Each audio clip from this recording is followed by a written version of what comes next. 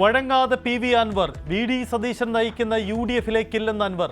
പണമില്ലാത്തതിനാൽ മത്സരത്തിനുമില്ല. ഞാനിനി അതിലേക്കില്ല, ഞങ്ങളോട് പറയാം.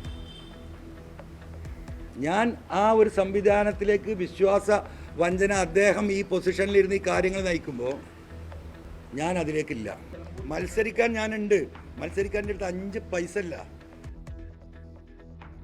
സതീശന് പിന്നിൽ ചിലരുണ്ട്. എം സ്വരാജിനും വിമർശനം.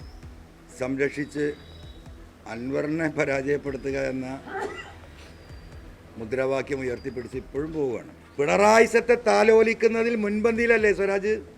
ഈ വന്യമുഖ വിഷയങ്ങൾ മുഴുവൻ ഉണ്ടായിട്ട് നിലമ്പൂരിലേക്ക് കടന്നു വന്ന് ഈ ഗവൺമെൻറ്റിനടുത്ത് പോരായ്മയുണ്ടെന്ന് സൂചിപ്പിക്കാനെങ്കിലും ഈ പറയുന്ന എം സ്വരാജ് തയ്യാറായിട്ടുണ്ടോ? നിലമ്പൂരിലെ ജനങ്ങളെന്ന് പറയട്ടെ.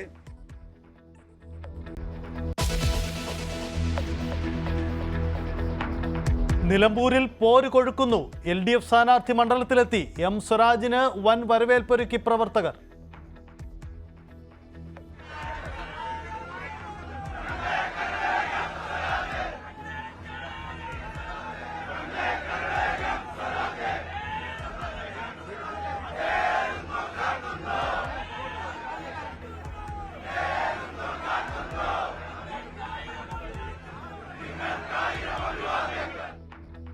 UDF സ്ഥാനാർത്ഥി ആര്യാടൻ ഷൗക്കത്ത് ഉടൻ നാമനിർദ്ദേശ പത്രിക സമർപ്പിക്കും.